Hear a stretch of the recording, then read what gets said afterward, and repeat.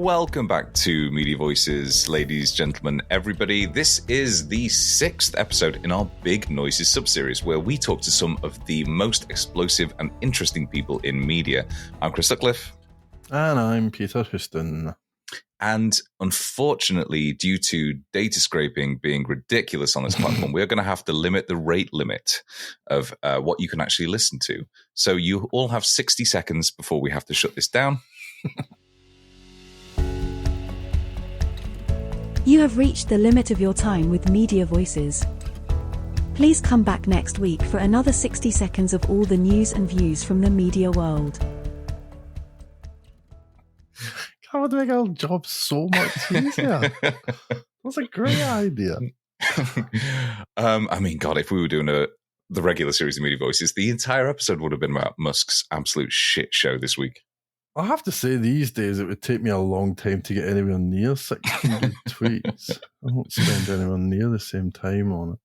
No, I'm spending more time on, I know, total fucking, like, just an idiot as well. And it's the fact that it's either, really, because he couldn't migrate his stuff off Google in time and refused to pay Google for an extra month, or because of a bug which is causing DDoS attacks on Twitter itself from Twitter. Regardless, it just reminds me of that tweet, ironically, that was like, Musk slams his dick in a car door. Musk fanboys, masterful gambit, sir. Anyway, you gotta wonder what his new CEO is thinking. She's got to start thinking, "Oh my well, God, this is done?" It just makes no sense. He's limited it to 600 tweets per person, which shoots advertising in the foot so much. That's ridiculous. I've seen a lot of people actually saying, "Does adverts count as part of your 600?" Peter, you spoke to an old friend of the Media Voices podcast this week. We've been chatting with Michelle and DCN for years and years and years. Michelle Manafy is the editorial director for Digital Content Next. DCN is a trade organisation that's really about premium brands. It's trying to figure out what high quality digital content looks like and what the companies that are managing that should be doing. So people like, Axel Springer, BBC, Bloomberg, Economist, Hearst, some pure plays like Vox. Mm-hmm. So yeah, Michelle is really responsible for the content side of things, which I guess means the website, which is most excellent, but also the conferences and the meetings that they have, the actual event side of things. But as you said, Michelle was a proper friend of the podcast. She co-hosted once when one of us couldn't be asked. So yeah, she's just brilliant. It was great. I love this season. It's just been so cool. So your opening question, or my opening question, is always, so how did you get where you got to? But the next question is always, okay, so what's grinding your gears? And it's been brilliant. Michelle's got an interesting path into this, which we can talk about in a bit. But what is grinding her gears that you kind of want to flag for the episode? Well, the big theme running through all this was the idea that everyone from, she used the example of Disney, who's a member of DCN. Everyone from Disney to tiny local newspapers, and she's just been involved in the startup of a local newspaper, is to some extent dealing with the same kind of universal problems. Problems of audience retention, audience acquisition, all the issues that are associated with scale. She's worked for all sorts of people, Village Voice, some of the alt news weeklies, and then ended up at DCM when it was still the Association of Online Publishers. I'm just so jealous of anybody who got to work on an alt weekly. I was reading all about the history of this and kind of they're obviously a smaller equivalent in the UK, but it just sounds like such a fun environment and a fun time. Yeah, so we talked about DCN, we talked about these issues, what these problems were. And then we set out on this search for a universal theory of everything that would solve the problem. Spoiler alert, we didn't find one. Right. We would both have would be worth a lot more money if we ever came up with that. So if anybody's wondering why this episode is like 100 hours long, it's because, that search for a universal answer. We developed a unified theory of media. But I mean, the other thing that she talked about, and I won't spoil the episode in the sense of naming names, but she talked about her frustrations at innovation, and I'm doing the bunny ears, and how people talk about innovation when really it's just the same old stuff wrapped up in a different sort of guise. Yeah. People talking about these huge innovations that they're making, but they're not really. They're just the same old stuff for the same old people, done by the same old people. What Michelle got into was this idea that, okay, some of those formats might be interesting and different, but then when you look at the people that are doing them, and the idea of, if you're talking about diversity and inclusion, so it's layered in that sense. Nice. Well, I think you've teed that up really, really well. I haven't listened to it yet, so I'm going to edit that this evening, and I'm going to make it sound amazing, even more amazing than it was, but really looking forward to those discussions. But in the meantime, we should take a moment, pay the bills, and say thank you to Glide Publishing Platform for their support, not just for this episode, but for the entire series.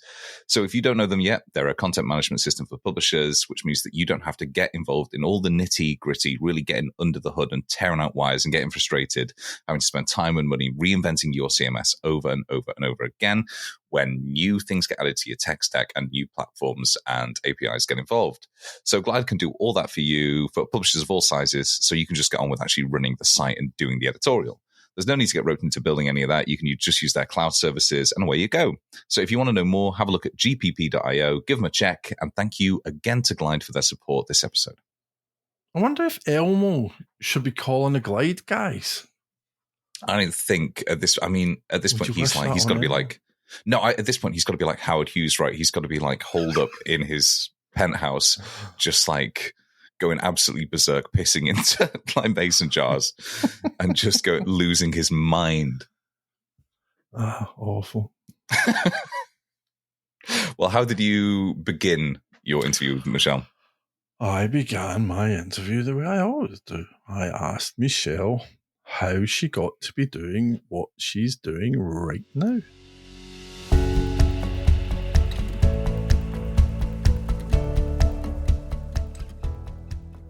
Well, I just wanted to first and foremost thank you for including me, because Media Voices, you guys are always up to great things, doing interesting stuff, and I'm absolutely honored to be a part of it.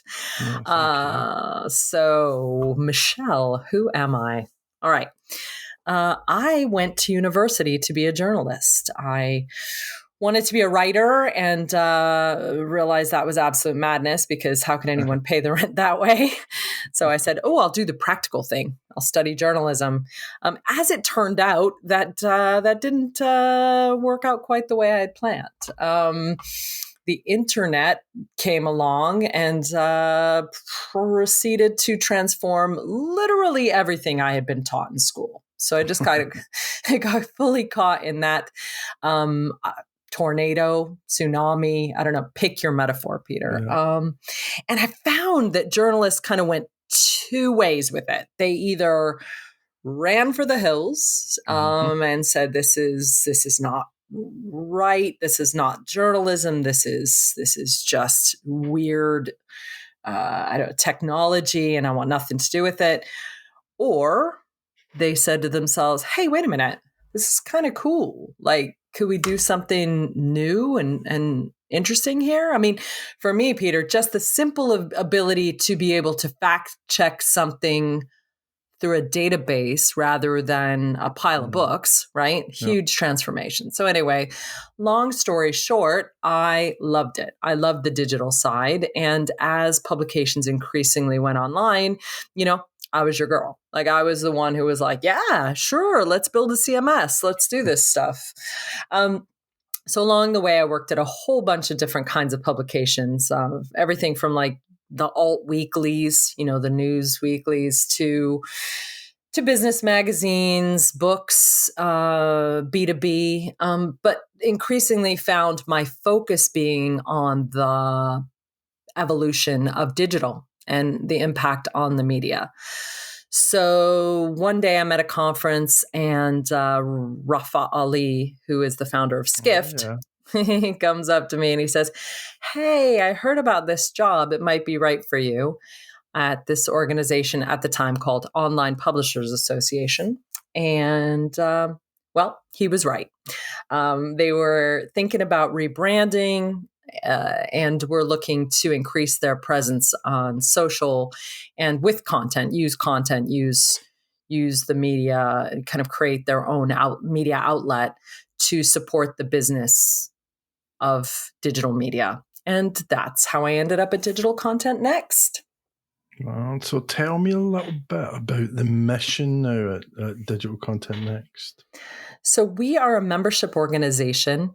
We represent about 60 media companies, and they range from, their legacy businesses range everything from, your traditional newspapers, Financial Times, and New York Times, Guardian, and so on, to the big, what you would consider like nowadays, the big streamers, right? The legacy television and broadcast companies like NBC, CBS, Disney, and so on. But also some of the pure plays like Vox. So we exist to represent the needs of these premium media brands, but essentially to support the health and wellness of the digital media industry. So we work with policymakers. We work with any number of media outlets to advocate for and support the business of these premium publishers in the digital media space. But you've also done a little bit of work recently with a local newspaper, is that right? Yeah, so a guy I know from the internet, I know, right? Famous last words. So I realized that a Twitter friend was actually lived about 10 minutes away and was in the process of standing up a local newspaper. And, just raised my hand and said, what can I do to help? And spent about 6 months helping them get going. It was interesting because it was not digital. In fact, the initial funder, Ralph Nader, specifically said he didn't want the publication to have a website. Yeah. Yeah, so it was good for me, Peter, to dip my toes back into the local stuff and really the basics, the fundamental mission of journalism, right? What are we here for? We're here to serve these audiences. We're here to inform, entertain, and delight these, in this case, readers. And it's a really good experience to be back in it. So what I'm really interested in is the meeting point of your DCN role and that newspaper role. We had a little conversation by email before we started, and you used the phrase universal problems for media.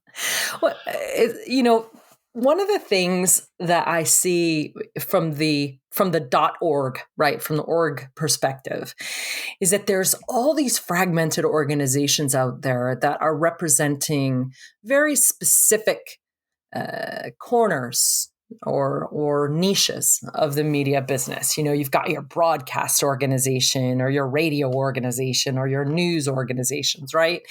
And they're each looking at the specific problems of their membership, of their constituents. Yeah. But sometimes I think we can fail to see that, well, like so many things, we have more in common than we have differences. Yeah. And I do think that when we focus on the differences, as with every other aspect of life, we fail to come together to solve some of the big universal issues and problems. And one of the things I really love about DCN, because of the breadth of our membership, is that it gives me this more cross-sectional, is that even a word? Cross-sectional. It is now. We're writers. We can do what we want with the language. It gives you more this view. Well, as you said, the unified view, right? Where you're looking at like, wait a minute, the FT is struggling with the same issue as Disney in this. The Boston Globe is trying to figure out AI, same as CBS or NBC. I mean, there's really more shared issues than one might realize if they didn't have my very specific day job.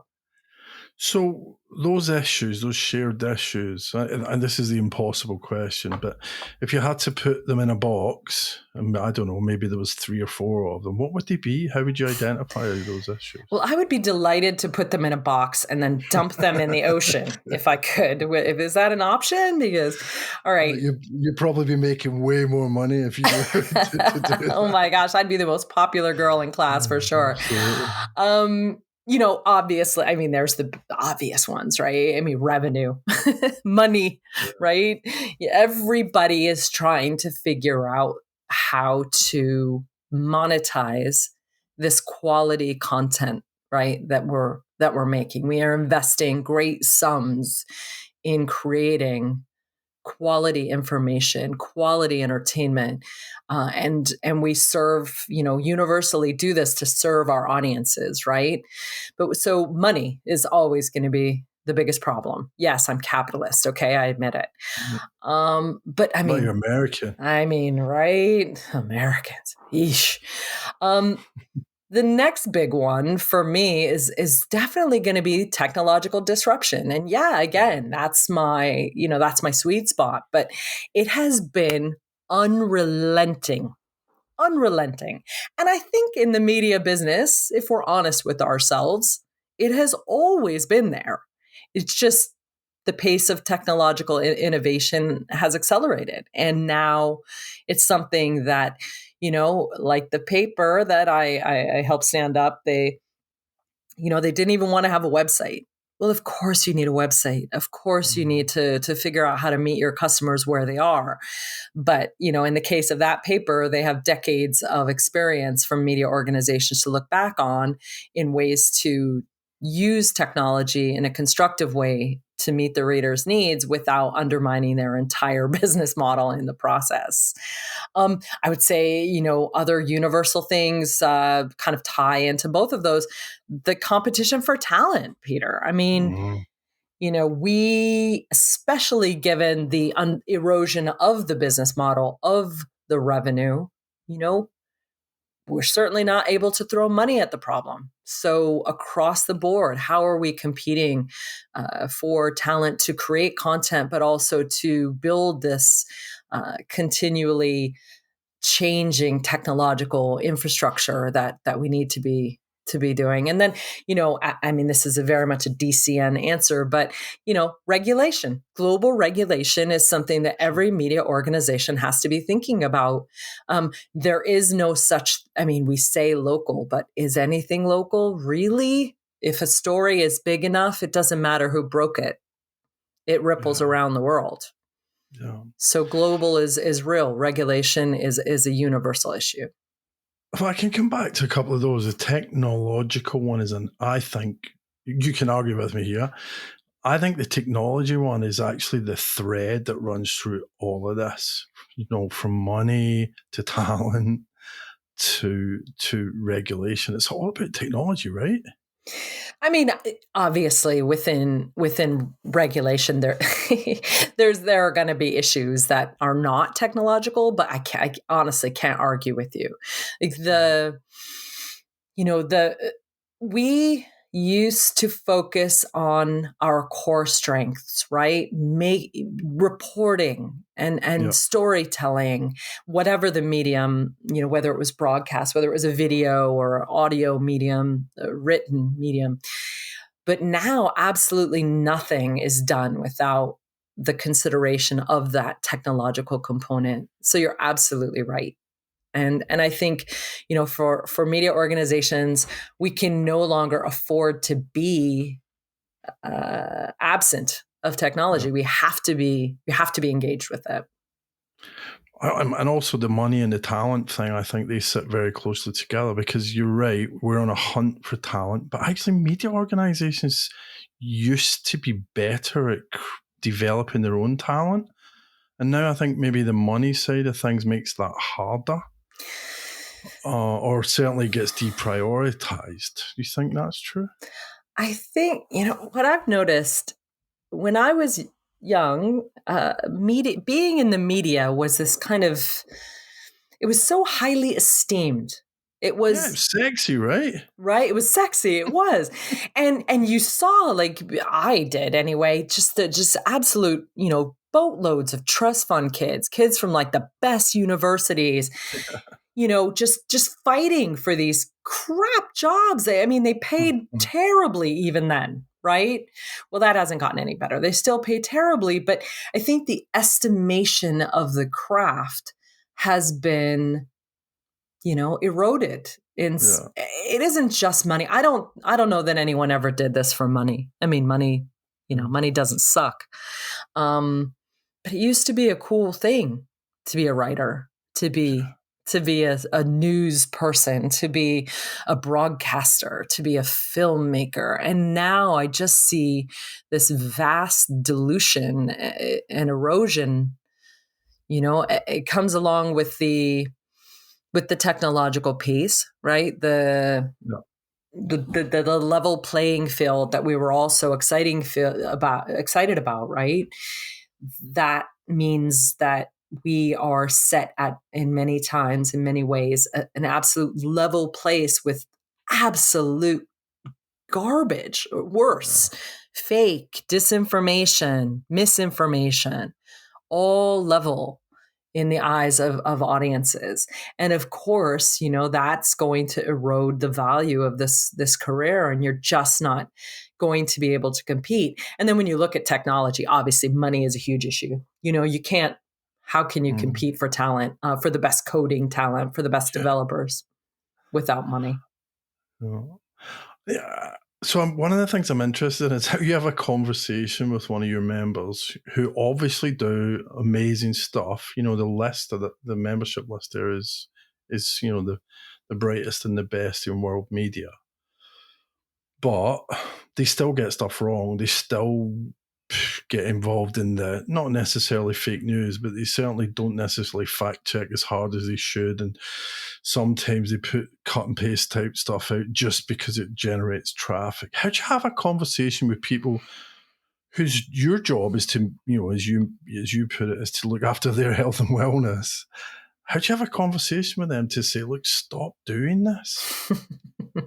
Well, that's a tough one, Peter. That's a tough one, especially because it's important for all of us to recognize that what is valuable content is in the eye of the beholder, right? I can think of one of our member brands, and I'm not gonna call out names, but that people frequently hold up as, holy moly, how could you possibly say that this is a premium brand, right? And yet, when you look at research around the most valued brands, they actually rank very, very high because their audience esteems the content that they are producing. So even when we say something like fact check, which, by the way, when was the last time you met a fact checker? Remember fact checkers? When I started at the Village Voice, I was a fact checker. I was a fact checker for the music publication called the Rock and Roll Quarterly. We had fact checking for music, right? Now you don't have fact checking for global elections. Is someone dead? Who knows? Who can tell? Let's just publish it. Sorry, that was a bit cynical, but it does feel that way. You're on the right podcast with that. Well, it does feel that way sometimes, right? You're like, whatever happened to facts? The conversations we have are around the value of the brand. And honestly, you can't maintain the value of the brand without maintaining quality.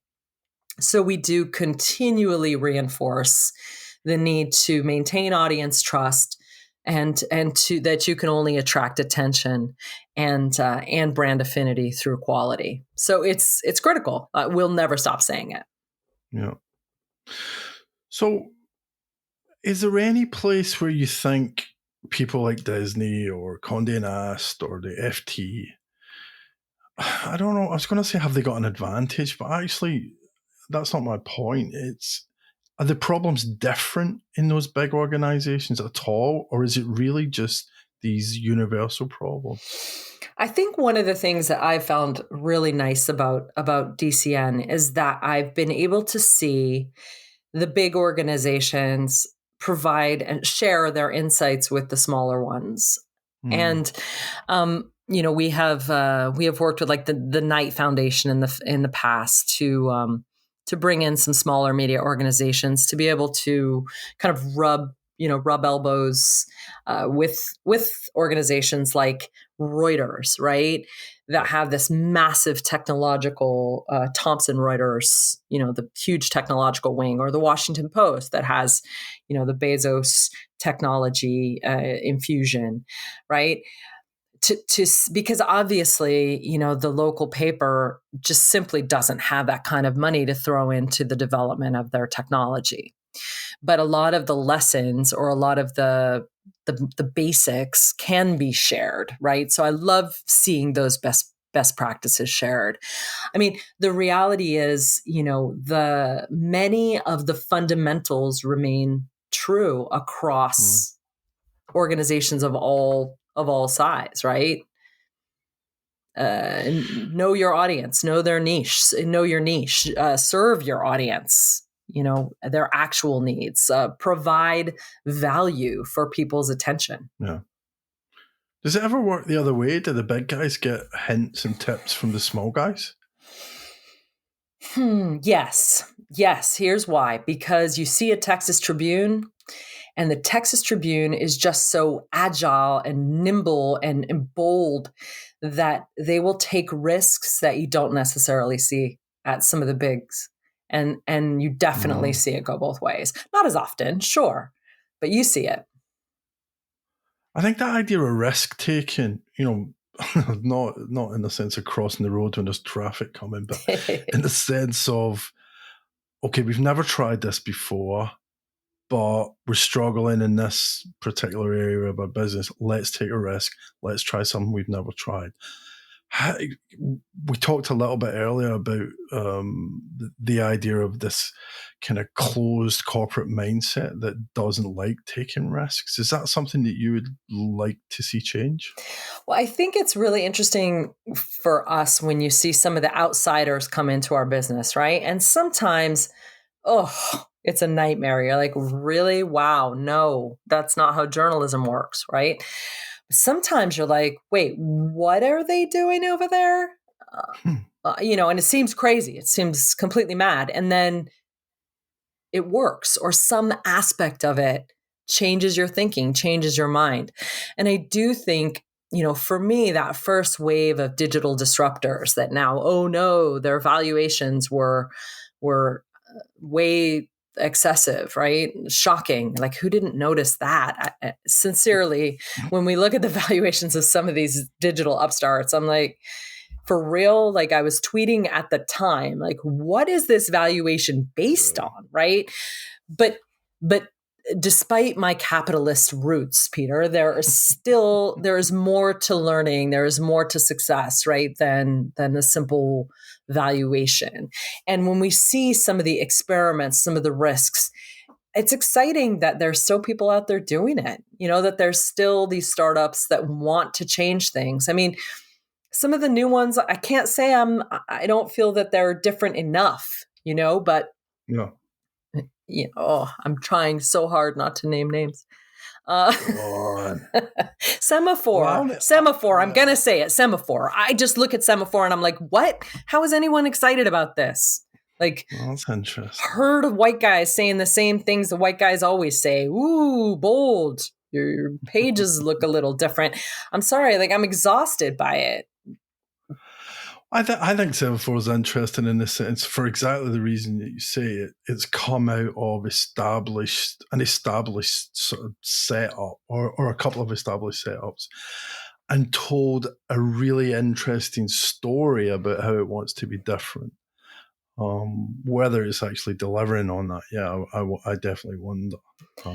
Listen, what we've seen over and over with digital startups is the interesting story, the ability to tell a good story is gets you money. And that's terrific. And then you see some folks cash out. And now we're seeing those, the series of implosions. And, I just, I don't get giddy about that stuff. I can't help but look at it critically, having watched it over and over and over. Do something different, and don't tell me a story at all. Do something different. I thought you were actually going to say The Messenger. Now that one's just hilarious. Like, I can't even with that. That's again, there's a market. There is a market. Unfortunately, yeah. Okay, so I'm gonna turn that on its head for you. If someone said to you, here's $50 million, do me a startup that's really going to be different, what would that look like? I personally would populate it with as many people from outside the media as inside. I love that. I feel like we are, and God, this is so absurd coming from me, right? But we are such a little club. We're such, and we just keep perpetuating the same cycles, doing the same things and expecting different outcomes. We honestly are still so caught up in the fact that we have some special abilities that people just don't get us, man. We're just good. And why don't they get it? I need someone to come in and just call bullshit on literally everything. I think it would be refreshing. I'm not saying it would be comfortable, but I actually, the interview the episode before this one on the Big Noises season is a guy called Shirish Kulkarni. One of the things that he says media's forgotten is how to make sense for people. So how to make sense for the world for people, that we tell these stories because we think they'll get attention, but we don't actually think, well, how's that helping anyone? How's that making anyone's life better or different or giving them insights? And I think part of that is like exactly what you're saying, is doing what you've always done and expecting a different outcome. I'm not going to tell you anything you don't know here, but we are in the attention getting business now. And I'm not saying we weren't before, when you had, 6 tabloids in a media center, right, in a big city. And they all had, like, their headlines got bigger and bigger and bigger and more, scandalous, and verb choices were critical to alarm and shock, right? But we are absolutely across the entire media industry in the business of pleasing audiences, of serving audiences. And we cannot forget them. We can't forget them. And when I look at journalism, and I've definitely talked to my pals over at the local paper about this, I love service journalism. I love local news that provides insights on things that I absolutely need to know. How do I vote in the next election? How do I, do I approve this funding or not, and why? How do I find the best farmers market by me? What's around me? And I do think that when we're in the business of getting attention, we definitely forget those critical pieces. Yeah, it's forgetting the who. Another interview, Jacob said, it's forgetting the who. It's so easy to forget the who on the internet. Oh, it's absolutely baffling. I seriously, that is the difference right now for me. They're not people that you see. They're not real anymore. But I imagine that when you're in the broadcast industry, which I never have been, that was always the case, right? Yeah. So I still think we have to do the job, don't we? Yeah, definitely. Okay, and in doing that job, can we ever have, use the word fundamentals, but Can we ever have that kind of one unified theory of everything that will solve all these problems? Well, you know perfectly well that I'm not able to provide that, or I would be Nope. I would be in Tahiti right now enjoying my vast riches. But I mean, okay, so in terms of unified, and admittedly, again, I work at a membership organization, right? But I do think that when we work together, we are stronger. I'm looking, for example, at the discussions around AI, right? And generative AI in particular, the training the large language models and using media, willy-nilly to train these large language models to then enrich a few future billionaires, right? And I think to myself, wow, this is really different from the first wave of the internet. I think I read somewhere yesterday that we've got post-traumatic stress, right? After seeing our business models decimated by the likes of like Google and Facebook, right? And this time around, we're like smarter. We're a little bit smarter, and we're less in the business of competing with each other than seeing what we could do together to improve the future, our future odds of success against another massive technological shift. Okay. So AI is just one example. There are many. But I do think that when we work from a point of unification, of collaboration, we're in a stronger position. But I also think that there are, I mean, we've talked about this already, but I think that when we think about that value exchange, so even if we're in the business of attention, so now we're in a world where all our 2/3 of our job is to rise above the noise. Listen to me, look at me, right? Yeah. Are we providing a value exchange when people give us that gift of their attention? Do we provide them with value? Never losing sight of giving them that value, whether it's news, information, entertainment, aspiration, escape, whatever it is, did it pay off for them? I mean, I think of this in everything I write at the end. Did this pay off for the reader? Was it worth their time? I really believe that we have to focus on the audience and focus on delivering that value. And when we do, they will begin to appreciate brand. I mean, you mentioned things like FT, Guardian, these kind of brands, Disney, they have meaning. They have meaning to people. That is real, that is substantive, and that does have value. And I think that's the fundamentals, right? Serve the audience, deliver that value, reinforce the brand, and build a system that will reward that value exchange that we provide. So my last question for you then, are you optimistic? I mean, I'm a journalist, so I'm inherently, pessimistic, bitter, and cynical. I mean, I feel like I actually get paid to do that. No, honestly, when I have never seen a more voracious appetite for content.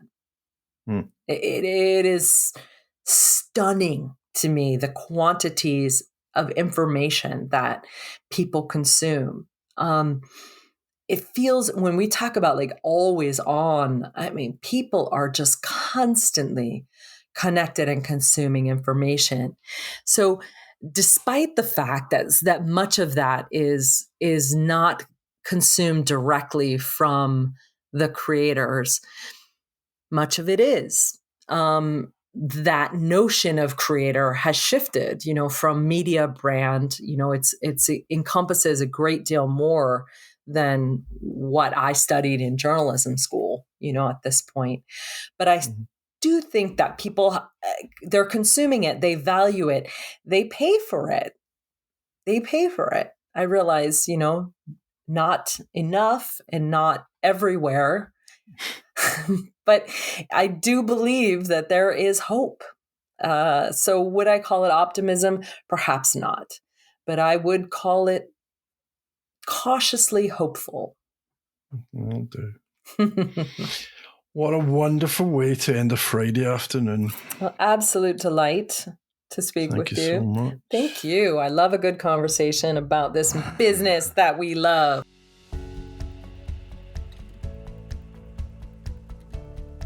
Well, cheers to Michelle for taking the time to come on this episode of Media Voices Big Noises, and thanks again to Glide Publishing Platform for their support. As mentioned before, if you do want to know what life without having to build and maintain a CMS all by yourself looks like, you can check out gpp.io. And thank you for listening to this episode. We're now into the back half of Big Noises, aren't we?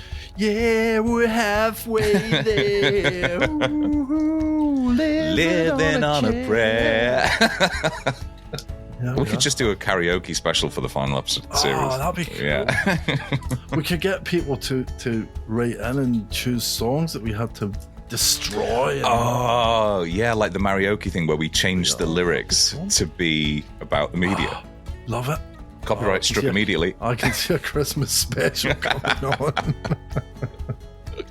All right, well, we'll get rehearsing. But for now, thank you so much for listening to this episode. Do you know what? I'd actually give in. I would give in and do a video episode of that one. We need Esther to be dressed as what's his face from AC/DC in the school in the schoolboy outfit. Angus Young tribute. Angus Young, yeah. Okay, well, until we can convince Esther to do that. Christmas. Thank you so much for listening, and goodbye. Ta-ta.